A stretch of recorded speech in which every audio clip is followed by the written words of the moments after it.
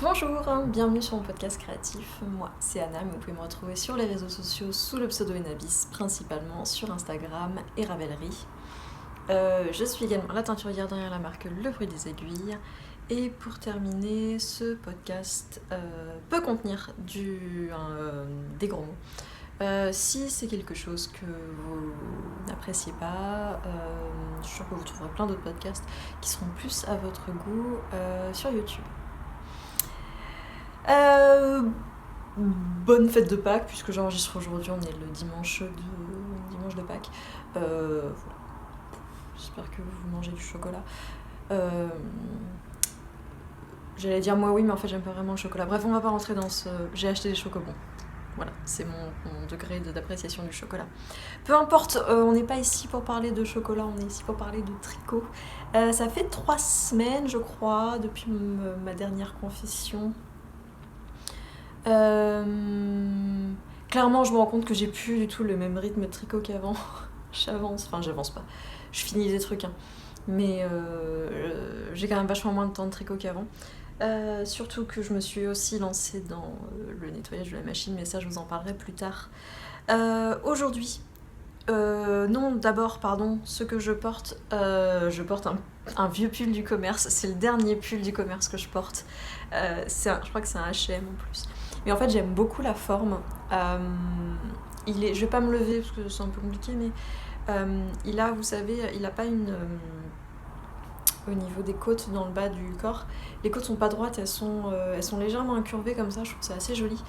Il y a une petite zipette dans le dos, enfin bref, c'est un pull que j'aime beaucoup. Et c'est pas dit qu'un jour j'essaye pas de le recréer en tricot parce qu'en fait il tient pas chaud. Mais je me dis que maintenant que j'ai une machine à tricoter, peut-être que je vais pouvoir tricoter une épaisseur semblable de laine, ou du moins plus fine, genre de la lace, et faire des pulls, enfin bref, peu importe. En vrai, ce que je porte, c'est mon châle Find Your Fade. Ouh la vache, j'ai eu un moment d'absence. C'est mon Find Your Fade, donc le seul châle que je porte en fait, que j'avais tricoté dans de la Toche Merino Light de Madeleine Toche, dans plein de coloris. Le plus simple, c'est directement aller voir sur la fiche produit Ravelry, puisqu'il y a genre 7 coloris, dont certains qui ne sont plus disponibles. Voilà. Aussi, je me suis fait couper les cheveux. Du coup, maintenant que je les ai détachés, on voit vachement les vieux reflets verts qui restent dans mes cheveux de ma teinture de décembre. Il faudrait vraiment que je la refasse. Mais à cause du Covid, c'est compliqué d'obtenir le produit, bref. Et donc, comme ça faisait... Parce qu'en fait, je me suis enfin fait couper les cheveux parce que ma coiffeuse était en congé maternité, ce qui est une très très bonne nouvelle. Et elle est revenue il y a quelques jours. Mais ça faisait depuis, je pense, octobre que je m'étais pas coupé les cheveux. Donc j'ai plus l'habitude de les avoir détachés parce que je les portais tout le temps attachés. Et donc là, voilà, il faut que je réapprenne à les dompter. Je les ai lavés ce matin, mais je les ai pas vraiment coiffés ni rien, donc bref. Encore une fois, on n'est pas là pour parler de chocolat, on n'est pas là pour parler de cheveux. Aujourd'hui, on va parler de 2 projets terminés, alors que je viens de dire que j'avais pas l'impression d'avancer beaucoup en ce moment. J'ai un projet en cours, on parlera machine à tricoter, et peut-être rapidement à la fin du bruit des aiguilles. C'est parti.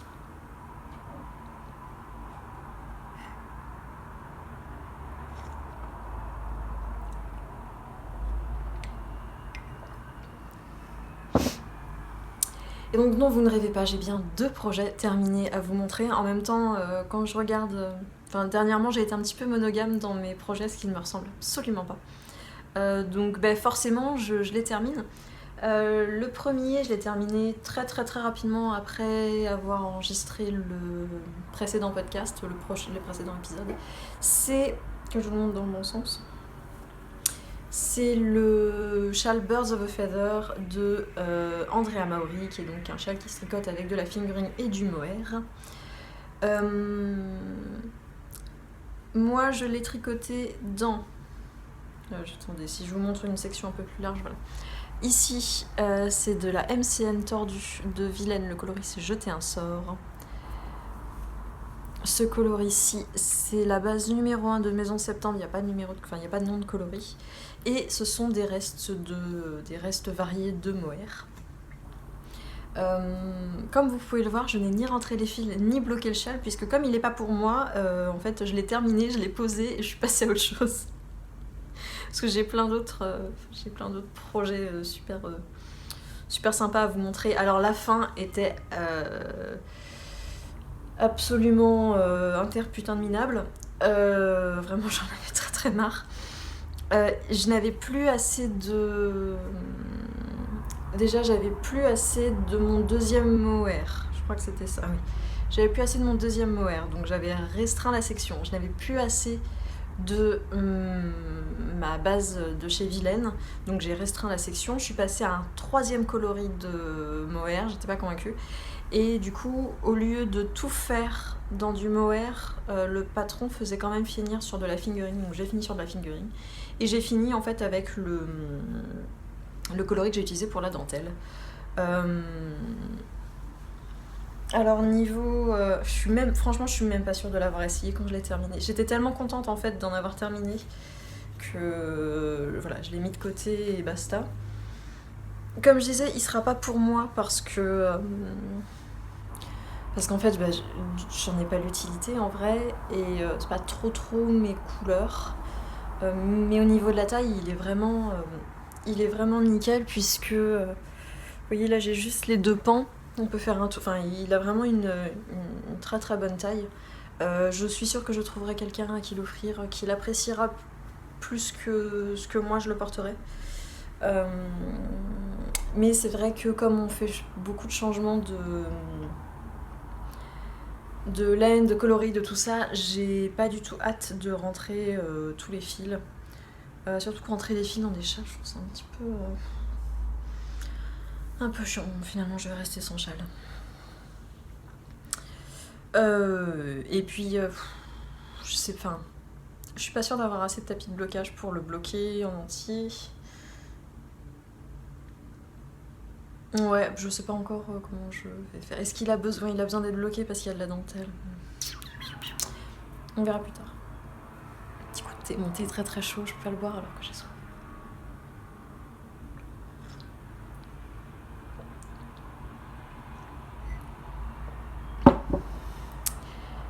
Mon deuxième projet terminé, vous ne l'avez même pas vu, c'est-à-dire que j'ai eu le temps de le monter, de le terminer, de le bloquer, de rentrer presque tous les fils. Entre les deux épisodes de podcast. Il s'agit d'un top d'été, il s'agit du Me Almighty de Park Williams dont j'avais parlé dans... Il me semble que c'était dans mes coups de cœur il y a 2 épisodes peut-être. Alors, je vais pas vous montrer le bas tout de suite.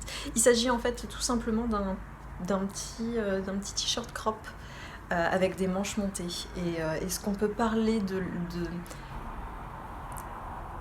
du plaisir, de l'espèce de satisfaction que provoquent les manches montées? Ça faisait super longtemps que j'en avais pas fait. Et putain, qu'est-ce que c'est beau quoi. Enfin, je dis pas que moi je les ai magnifiquement bien faits, mais ah putain, c'est beau. C'est... Parce que les manches tombantes, ça a pas cet effet-là, ça a pas ce côté... Enfin, les épaules tombantes. Là, vraiment, on a... Ah, je sais pas, ça m'a beaucoup plu. Alors, donc c'est un t-shirt avec une encolure ronde assez près du cou. Le t-shirt est quand même assez fité, en tout cas de toute façon moi il l'est parce que j'ai un tour de poitrine qui ne correspond pas à ma morphologie globale, enfin qui correspond pas. J'ai un fort tour de poitrine par rapport au reste de ma morphologie. Donc forcément un t-shirt, moi il va forcément me mouler à un endroit. J'ai dit qu'il est cropped à peu près 10 000 fois, donc je pense que vous l'avez compris. Je l'ai tricoté dans la Morning Salutation de Crème Queue. Le coloris c'est 10, je m'en souviendrai jamais. C'est une laine que j'ai achetée chez Pelote et Bergamote, chez Célia, donc il y a une boutique de laine à Nantes, dans le centre de Nantes. Et en fait, je cherchais des fils d'été, mais j'avais pas envie de tricoter avec du pur coton parce que j'aime pas les faits, et ni avec du lin parce que j'ai pas encore essayé, mais de ce que j'ai touché, on dirait de la ficelle, et j'ai certainement pas envie de tricoter avec de la ficelle. Et là j'ai vu qu'elle avait donc ce mélange Morning Salutation qui est composé à 51% de lyocell et à 49% de coton. Et alors, c'est de la folie. À tricoter, c'est super agréable. Alors, c'est une épaisseur DK, ce qui m'embête toujours un petit peu pour des tops d'été et compagnie. Je préfère quelque chose de plus fin. Mais j'ai vraiment l'impression qu'en coton, à part des cotons type mercerisé ou des choses comme ça, mais j'ai pas envie de faire des pulls, des tops avec ça, j'ai quand même l'impression que souvent le coton il est en DK. Je me demande si c'est pas un besoin au niveau du rotor, parce que souvent les brins de coton il y a énormément de rotor. Là par exemple on en a 1, 2, je galère un peu. Là on a 6 brins qui eux-mêmes sont un rotor de 2 brins. Donc en fait on a 12 brins là-dedans. Et je me demande si avec le coton il n'y a pas besoin d'avoir beaucoup de brins comme... Je sais pas, je suis pas spécialiste. Et puis elle est tout à fait accessible au niveau du prix parce que moi qui suis habituée forcément. Je suis habituée à tricoter avec des laines, je suis habituée à tricoter des pulls, donc forcément il y a besoin de plus de métrage. Mais en gros, j'ai payé 25 € pour le fil de ce projet, sachant que j'ai tout juste attaqué la 5e, parce que j'ai utilisé donc 5 pelotes. Donc elle est aux alentours elle a un petit peu moins de 5 €. Enfin bref, je le trouve très très chouette. Pour ce qui est de la construction de ce top, il se commence par le bas, ce qui n'est pas forcément très très pratique pour un crop pour le juger par rapport à sa morphologie, mais avec les manches montées ça se comprenait que voilà. Donc il se commence par le bas, on tricote en rond jusqu'à séparer pour les manches. Ensuite on fait, il me semble que c'est d'abord le dos, ensuite on fait les devants. Moi j'ai eu un truc bizarre, c'est qu'en fait, faut savoir que je n'ai pas fait d'échantillon pour ce projet. J'ai testé rapidement mais j'ai pas lavé mon échantillon et autres. Et surtout, il est très rare que je mesure mon échantillon rang. Je ne suis absolument pas une référence là-dessus. Et je ne vous recommande pas de faire comme moi. Mais en tout cas, ce qui s'est passé, c'est que comme on vient tricoter à plat le devant et le dos, et il y a bien un moment où au niveau des épaules, il faut rejoindre. On fait un rabat à 3 aiguilles. Et moi, en fait, mon rabat s'est placé un peu plus à l'arrière que vraiment pile sur les épaules, ce qui est je pense une faute technique. Mais il y a des moments où on disait tricoter tant de centimètres et d'autres où on disait tricoter tant de rangs, et du coup je pense que c'est là où il y a eu un problème. Et quand j'ai relevé les mailles pour mes emmanchures, vraiment j'avais vraiment un côté qui était plus long que l'autre, et du coup j'ai préféré mettre cette ligne un peu en arrière. Et de toute façon, je pense que si j'apprécie le porter, j'en tricoterai d'autres parce qu'en fait, il est très simple. Mais du coup, dans plein de coloris, ça peut être super chouette pour l'été.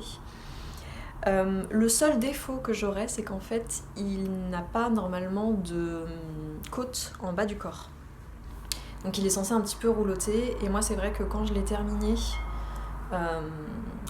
j'ai directement essayé avant de le bloquer. Et vraiment, ça roulait beaucoup. Et je me suis dit que j'allais pas aimer ce petit côté roulotant, ou du coup, suivant comment on bouge, je sais pas, ça pouvait relever. J'étais pas très à l'aise, donc je me suis dit, je vais relever mon montage en fait, et je vais tricoter des côtes. Tous mes rabats, je les ai faits en tubulaire à l'aiguille parce que je trouve que ça fait une jolie finition et c'est quand même relativement élastique. Donc j'ai fait la même chose pour le corps. Et alors je sais pas si j'étais extrêmement détendue, si c'est le fait d'avoir, comme j'ai relevé des mailles, je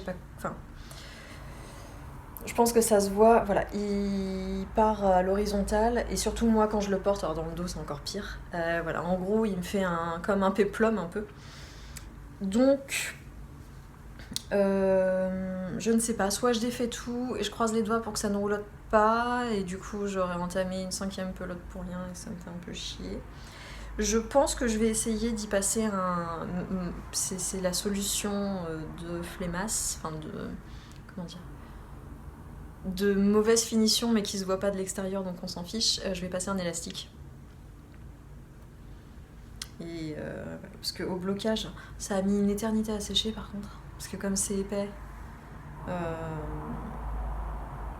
et que... Enfin, il faut aussi que je me souvienne que je n'ai plus de... Avant, c'était pratique, j'avais mon essoreuse que j'utilisais pour le boulot quand je travaillais de chez moi, ce qui faisait que quand je bloquais mes projets, donc je les faisais tremper, et ensuite je les passais dans l'essoreuse, et donc forcément, ils séchaient beaucoup plus vite.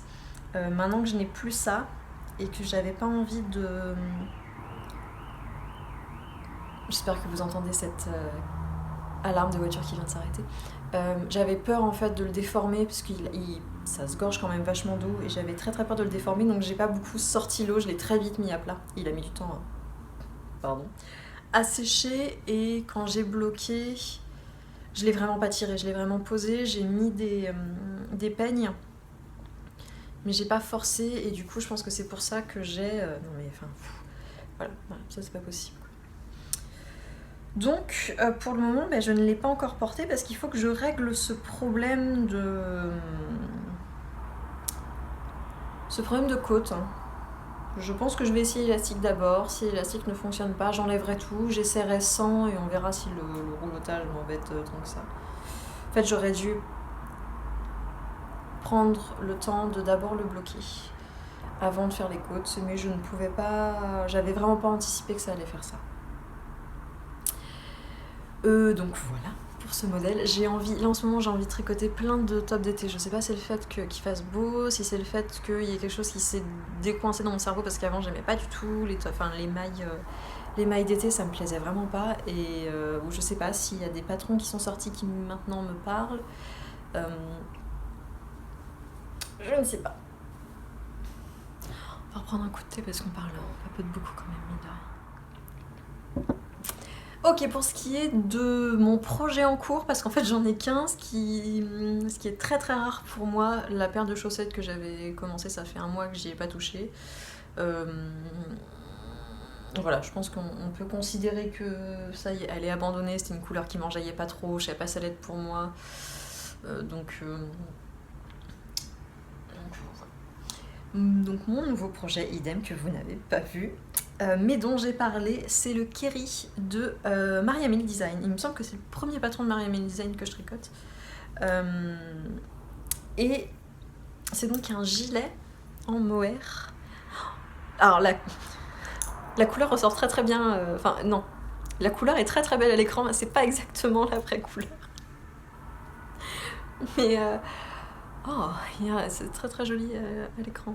C'est un peu moins profond, je dirais, en vrai. Bref, peu importe. C'est donc le Kerry, mais que je tricote sans le point texturé, donc que je tricote juste en jersey, et donc je les tricote, pardon pour les aiguilles qui tapent. Je sais pas pourquoi je regarde les bases parce que je les connais, ce sont mes bases. Je le tricote en 85-15 et mohair. Et le coloris c'est Cabernet. Donc pour le moment c'est un coloris qui est uniquement disponible en mini sur la boutique, mais comme il me plaît quand même bien ce coloris, il est fort probable que... Puis maintenant que je l'ai montré, forcément c'est un peu salaud de vous dire ouais mais en fait vous pouvez l'acheter que par 20 grammes. Par pitié, n'achetez pas une quantité pull en 20 grammes. Enfin, par mini de 20 grammes s'il vous plaît.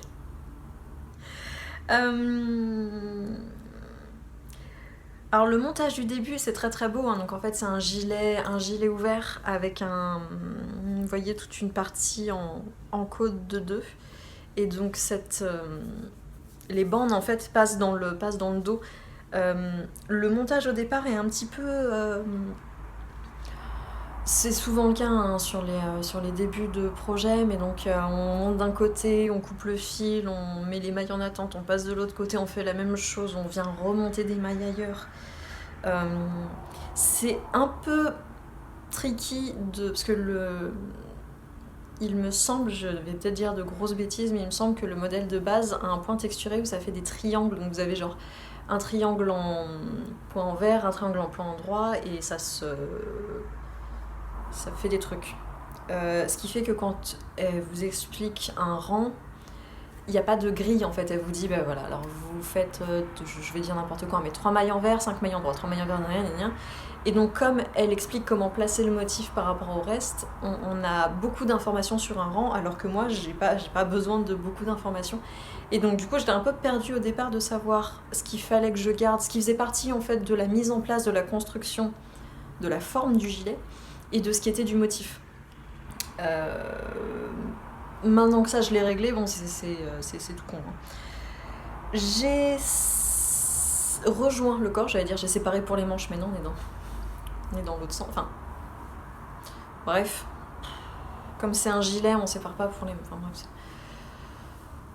je suis habituée à tricoter des yoks et des raglans et des machins, mais là c'est pas le cas. Donc j'ai rejoint pour les manches, et ce que je vais faire, c'est que je vais finir, on est vraiment pas loin, mais en fait je vais finir mon écheveau, je vais mettre le corps en attente et je vais tricoter mes manches, puisque alors les manches sont toutes en 2-2, je sais que je vais adorer le résultat final et je sais aussi que je vais détester le faire. Mais je veux les tricoter avant parce que je n'éteins, et c'est pas très intelligent de ma part, que 3 écheveaux en tout de figurines. Normalement ça tient dans les calculs, mais je sais pas, j'ai peur. Parce que là je suis pratiquement à la fin de mon premier, j'ai plus un échantillon, enfin j'ai fait un échantillon, mais voilà. Et je me dis, je sais pas combien les manches vont prendre. Donc je préfère faire mes manches, et au moins pour la longueur du gilet, j'adapterai en fonction de ce qui me reste, plutôt qu'avoir un gilet long et en fait avoir des manches qui m'arrivent au coude, quoi. Sachant qu'il me semble que moi je suis descendue d'une taille d'aiguille pour avoir l'échantillon, donc je vais peut-être avoir besoin de plus pour faire le... Vous me connaissez, j'arrive jamais à faire la logique dans les rapports taille d'aiguille, consommation de laine... Bref, pour être sûre, parce que comme c'est un coloris qui varie quand même pas mal, sachant que ça fait partie des coloris qui changent suivant le temps de cuisson. Ce qui est une petite pute si vous voulez mon avis, mais enfin, ce qui est pas très très pratique. Mais il y a des fluctuations, donc je sais très bien que si je reteins, j'obtiendrai pas exactement la même teinte. Donc on va le faire tenir dans 3... Enfin en tout cas, en fait je le savais pas quand je les éteins. C'est quelque chose que j'ai découvert après en faisant des grosses quantités, que des fois ce coloris il fait des trucs bizarres. C'est toute la magie de la teinture à la main. Alors c'est un peu relou de faire de l'aller-retour, enfin du jersey en aller-retour, mais j'ai tellement, enfin en fait je sais que je vais tellement porter un autre gilet en mohair, un gilet long, ouvert, tout ça. Je sais que le modèle me plaît parce que je l'ai vu fini chez Candy quand elle a tricoté le sample pour Marie-Amélie. Voilà. Mais en même temps, comme c'est le seul truc que je fais en ce moment, bah écoutez, ça se passe plutôt bien, ça avance plutôt bien. Ça serait bien que je puisse le terminer avant qu'il se mette à faire trop chaud et que je puisse quand même le porter comme un peu comme une veste de demi-saison, quoi. Mais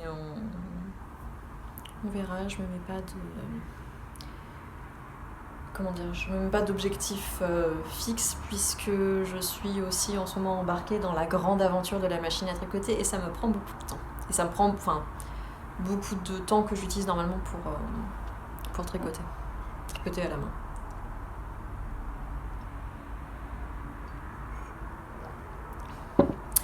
Et donc en parlant de machine à tricoter, on va passer sur ce sujet-là. Si vous n'étiez pas là dans les épisodes précédents, j'ai récupéré non pas une mais 2 machines à tricoter. Alors il y en a une, c'est celle de ma grand-mère, c'est plus pour des raisons émotionnelles. Non, c'est quoi le mot que je cherche ? Bref, c'est pour ces raisons-là. Vous criez le mot chez vous, mais moi je l'ai plus en déraison. La deuxième, c'était pour des raisons pratiques pour le travail, pour pouvoir faire mes échantillons de tubes, des échantillons de tout ça.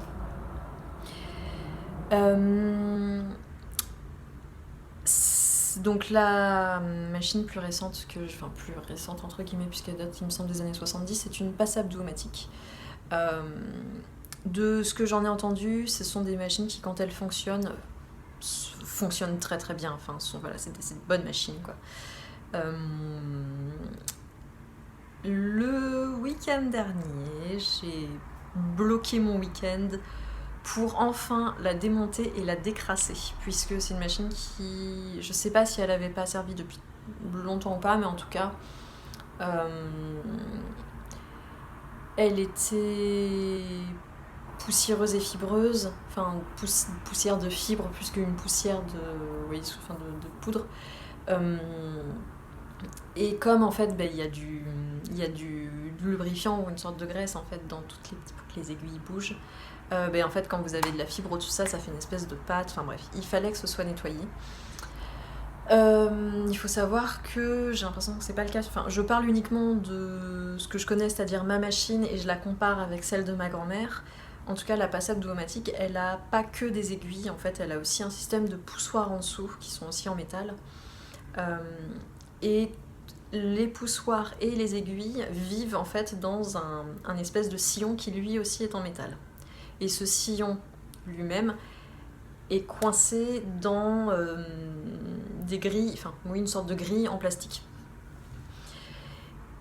Et il est devenu très très clair quand j'ai commencé à démonter la machine que je n'allais pas juste avoir à nettoyer les aiguilles et passer un coup sur les grilles en plastique. Il allait falloir aussi nettoyer les poussoirs et également les sillons. Je les appelle des sillons, mais c'est probablement pas le terme. Moi, c'est le terme que j'utilise et qui me semble le plus... En tout cas, poussoir, par contre, c'est le mot. Je ne sais pas vraiment à quoi ils servent, mais dans le doute, j'ai tout nettoyé. C'est ce que je me suis dit, si je fais tout... Déjà, j'ai galéré parce que j'ai suivi en fait un tuto en anglais pour démonter toute la machine. C'était un tuto avec des photos, et ce qui était pratique, c'est que du coup, voilà, j'avais vraiment des étapes. Et il y a un moment, donc du coup c'était en anglais, donc normalement l'anglais je maîtrise quand même, mais je me suis fait avoir sur du vocabulaire tout con, c'est-à-dire que j'ai confondu vis et boulon. Et en termes d'outils pour démonter, c'est assez important comme information. Et en fait, il y avait vraiment un truc où elle montrait qu'il fallait dévisser quelque chose, défaire quelque chose. Et en fait, ce quelque chose, il est dans un creux de la machine. Donc même elle avait son outil dedans, donc je ne voyais ni la tête de l'outil, ni la tête de la chose à démonter. Et c'était une table que j'avais pas très bien compris quand j'ai rassemblé le peu d'outils que j'avais. Bref, j'avais pas pensé à ça, et en fait j'ai découvert que c'était tout petit boulon, vraiment tout petit, qu'il me fallait apparemment, parce que j'ai découvert plus tard, il me fallait une clé à pipe pour desserrer ça, d'une taille en plus que tout le monde n'avait pas, donc j'ai un petit peu j'ai été voir un petit peu chez tout le monde s'il y en a qui... Enfin bref, j'ai réussi à trouver quelque chose pour le démonter, mais déjà rien que ça, j'ai perdu une matinée et ça m'a bien saoulée. Donc moralité, préparez-vous avant de commencer un projet de grande envergure, je ne sais pas. Toujours est-il que bon voilà, j'ai démonté tout ça et il m'est rapidement apparu que je ne pourrais pas nettoyer les 2 fontures en un week-end. Donc par contre j'ai retiré les aiguilles également de la fonture arrière et les poussoirs. Mais je n'ai nettoyé à la fin du week-end, j'ai nettoyé que ce qui appartenait en fait à la fonture avant, puisque dans l'idée c'était de au moins nettoyer ça et refaire un test pour voir si ça fonctionnait. Donc j'ai nettoyé tout ça. Il faut savoir que il y a 190 aiguilles sur une fonture, donc 190 poussoirs et également 190 sillons. Si vous me suivez sur Instagram, tout ça c'est un redit en fait, parce que j'ai posté des stories au fur et à mesure de mon week-end en montrant l'avancée des travaux et les fails. Alors c'est très chiant à faire. Moi je me suis fait mal aux mains parce que du coup, notamment dans les sillons où en fait il faut vraiment, moi je suis allée gratter, même si j'ai fait tremper avant dans du pétrole désodorisé, il me semble que ça s'appelle. Faut quand même venir gratter la dégueulasserie qui se trouve en fait au milieu du sillon quoi. Et quand on en fait 180, ça fait mal aux mains en fait. Et donc j'ai tout remonté. Alors je vous raconte pas la galère que c'était pour remonter les tout petits boulons là de 5 mm qui sont dans des crevasses, qui sont dans des trucs que tu vois rien. Il faut mettre la petite rondelle avant, la rondelle, enfin, bref. C'était très chiant. J'ai remonté tout ça dimanche soir et ça ne fonctionnait toujours pas. Donc là j'ai eu envie de passer la machine par la fenêtre. J'habite au 4e d'une rue très passante. Je pense que si je faisais... Enfin bref, on est passé pas loin de l'homicide involontaire. Bref. Ça m'a vraiment beaucoup saoulé. C'est très très dur pour le moral quand tu passes un week-end à faire un truc et qu'à la fin ça marche toujours pas. Même si je sais que c'est une bonne chose que j'ai nettoyé parce que clairement il y avait des choses... Enfin, elle en avait besoin. Ça peut pas lui faire de mal en fait de l'avoir nettoyé, mais... Donc je me suis dit, si ça fonctionne pas, enfin si le problème ne vient pas de la fonture, le problème vient du chariot. Et le problème du chariot, c'est que c'est extrêmement complexe comme machinerie. J'avais bien vu qu'il y avait des endroits où il était un petit peu rouillé. Donc voilà, j'étais un peu... Et donc je me suis lancée dans le deuxième volet de la saga Anna nettoie une machine à tricoter qu'elle ne connaît pas. Enfin, dont elle ne connaît rien du tout, puis je suis pas bricoleuse pour un sou, donc voilà. Et donc je me suis dit, comment je vais nettoyer ça ?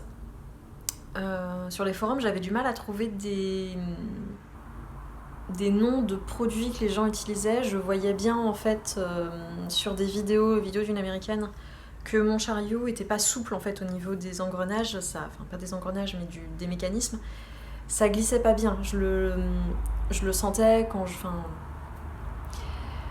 Et sur cette fameuse vidéo qui datait de 2014, ils utilisaient un produit qui avait l'air apparemment miracle, je l'ai cherché, on le trouve sur Amazon aux États-Unis et ça me coûtait 360 € de frais d'envoi pour le faire venir en France, donc autant vous dire que je ne l'ai pas acheté. Mais j'ai essayé de chercher quelque chose de similaire. J'avais vu sur les forums que les gens parlaient de produits pour dégraisser les chaînes de vélo. Donc je me suis penchée là-dessus, j'ai acheté un produit qui, avec le recul, je pense, n'a pas fait grand-chose. J'étais encore un petit peu saoulée. Et hier matin, je suis allée faire mes courses dans un grand supermarché où il y a pas mal de choses. Et je me suis dit, je vais quand même faire un tour dans le rayon genre entretien automobile, voir ce qu'ils ont. Enfin, entretien automobile, vélo, enfin compagnie. Et là, devant mes yeux ébahis, à côté du WD-40, je vois un produit qui s'appelle juste 3 en 1. Et en fait, j'avais vu les gens parler de ce produit 3 en 1, mais sans donner de...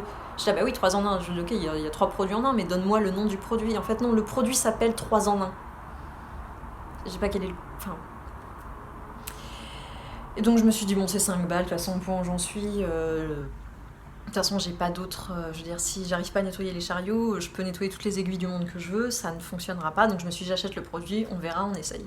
Et donc c'est un produit 3 en 1. Je regarde là-bas parce qu'en fait, là, il est dehors, je le vois à travers ma vitre. Et donc il me semble qu'il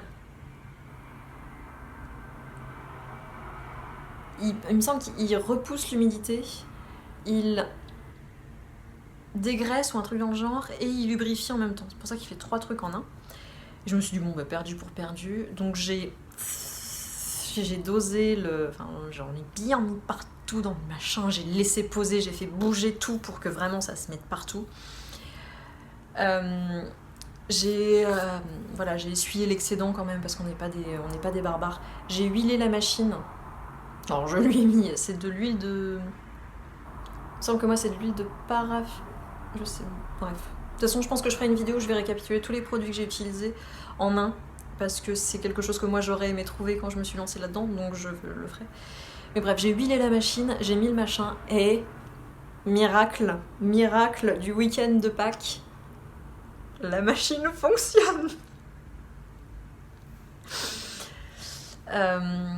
Donc quand je dis la machine fonctionne, c'est-à-dire que je pouvais monter des mailles et je pouvais quand même un peu glisser. Après, ça devenait encore compliqué, il y a des fois où ça sautait, mais globalement je sentais que le chariot il glissait bien, que ça accrochait moins, et donc j'ai pu passer à la phase d'apprentissage en fait de comment fonctionne, enfin comment on tricote avec une machine à tricoter, et notamment comment on gère la tension avec le pêcheur que vous pouvez un peu apercevoir. C'est très fin, je peux pas l'attraper, c'est trop loin, mais Et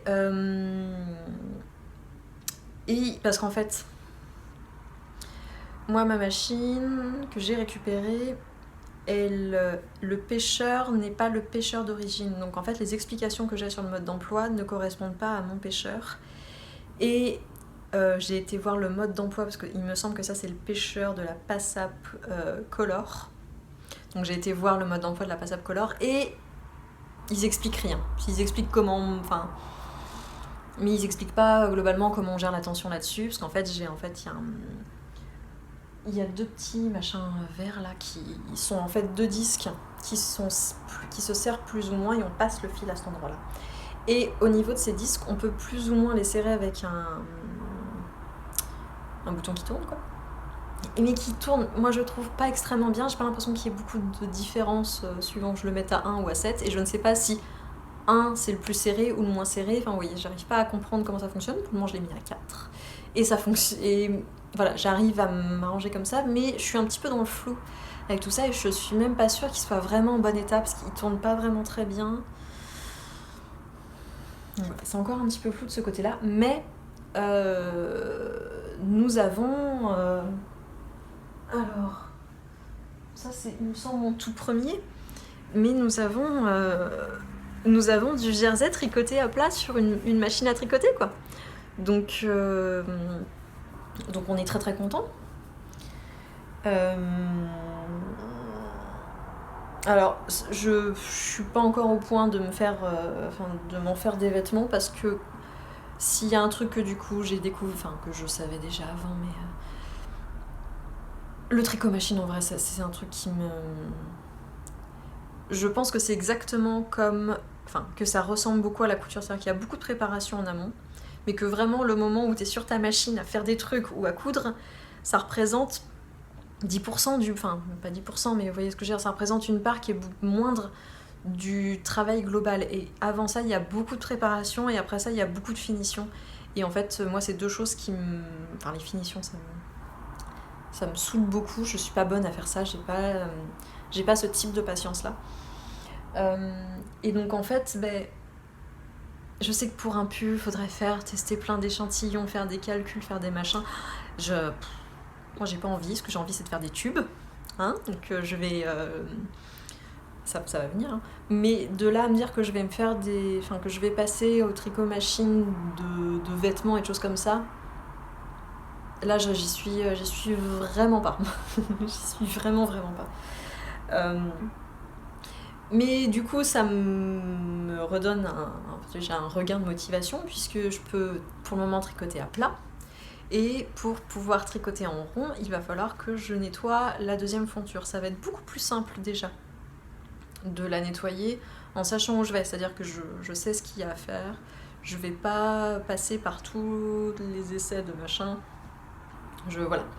Je suis rodée, je sais où je vais, j'aurai tous les outils nécessaires, et surtout je sais que je vais pas le faire pour rien, parce que comme je disais tout à l'heure, c'est difficile de se motiver quand on sait pas s'il y a des oiseaux qui font des trucs de fou à la fenêtre là. C'est bizarre comme comportement, bref, peu importe. On n'est pas sur un podcast animalier.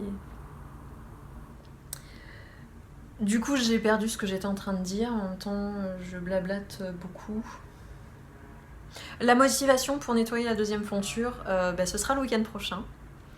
Et alors après ça, si je peux faire des tubes pour des chaussettes, mais ça va être tellement bien. Ça va être tellement, tellement bien.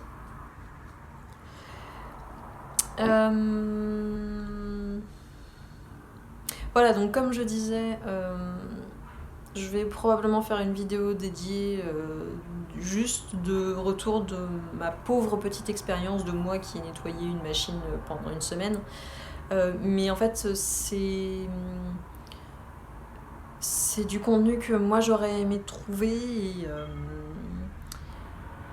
et du coup voilà. Je me dis que ça peut peut-être servir à d'autres. Voilà pour la machine à tricoter, j'ai beaucoup parlé. Pour terminer, sur le bruit des aiguilles, qu'est-ce qu'il y a eu de nouveau dernièrement ? Les minis sont revenus J'ai réussi enfin à avoir des mini déjà tout fait, tout préparé de la part de mon fournisseur. Le lendemain après les avoir commandés, ils étaient déjà en rupture de stock et du coup moi en 2 semaines en fait j'ai défoncé ce que j'avais parce que il a fallu renflouer des trucs, bref. Mais en tout cas il y a beaucoup plus de mini sur la boutique et ça c'est cool.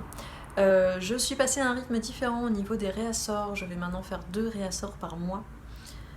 Toujours le lundi soir, donc ce sera le 1er et le 3e lundi du mois. Sachant que pour les boulettes, la mise en ligne des kits mensuels, la première mise en ligne des kits mensuels, etc. sera toujours le 1er lundi du mois. Mais j'ai changé l'heure. Maintenant, les réassorts seront à 21h. J'essaie de faire ça pour arranger le plus de monde possible. Voilà, j'espère que ça fonctionnera. Pour le moment, j'ai pas encore fait de réassort à 21h, ce sera demain, lundi. Également, et là je m'adresse aux personnes qui sont à Nantes et qui ne suivent peut-être pas le compte du Bruit des Aiguilles, le compte Instagram. Je suis à la recherche de quelqu'un pour m'aider pour les expéditions 2 mardis par mois du coup. Donc quelqu'un qui principalement s'occuperait des expéditions, c'est-à-dire préparer les commandes, mettre dans des enveloppes, machin, rajouter les petits goodies, préparer les bordereaux, etc. Et après, si suivant l'avancée, peut-être de la préparation de fibres, mettre des trucs en pelote, tout ce qui est avant et après, twister les échevaux, faire de l'étiquetage, tout ce genre de choses. Donc je cherche quelqu'un qui serait disponible au minimum 2 mardis par mois, et après pourquoi pas s'il y a du besoin et si je me rends compte que voilà ça fait sens, peut-être sur d'autres périodes, et donc quelqu'un qui serait par contre en statut auto-entrepreneur. C'est mon seul... ça me plaît pas énormément de demander ça, parce que je sais que c'est assez précaire, mais comme je disais sur Instagram, si j'avais les moyens de... la possibilité d'embaucher quelqu'un en CDI à temps plein, bien sûr que je le ferais, mais il faut que je suis réaliste avec... Je suis moi-même en auto-entrepreneur en fait. Donc voilà, malheureusement, pour le moment, je peux pas faire mieux. Donc si vous rentrez dans ces cases-là, c'est quelque chose qui vous intéresse, même si vous n'avez... après, je doute que quelqu'un regarde ce podcast sans être tricoteuse, mais je veux dire, même si vous y connaissez rien, c'est pas ça demande pas des compétences folles. Voilà, si c'est quelque chose qui pourrait vous intéresser, et si vous rentrez dans ces conditions, c'est-à-dire que c'est le mardi, ce sera pas le mercredi, ce sera le mardi, c'est vraiment 2 mardis par mois, et ça je peux pas le bouger. Et si vous êtes auto-entrepreneur, bien vous pouvez m'envoyer un petit mail à l'adresse lebruitdesaiguilles@gmail.com. Vous m'envoyez un petit mail où vous vous présentez, rapidement ou non, en me donnant votre taux horaire, et puis si vous êtes disponible à commencer maintenant, ou si vous me dites en fait non, là je termine un contrat et plutôt dans 3 semaines ce serait mieux, bref. Mais voilà, je le glisse ici au cas où. Ou si vous connaissez quelqu'un qui peut être intéressé.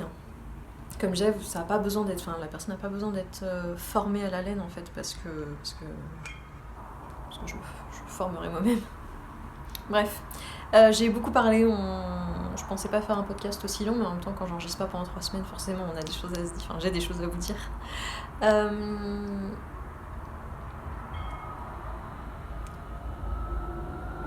Oui, je pense que j'ai fait le tour.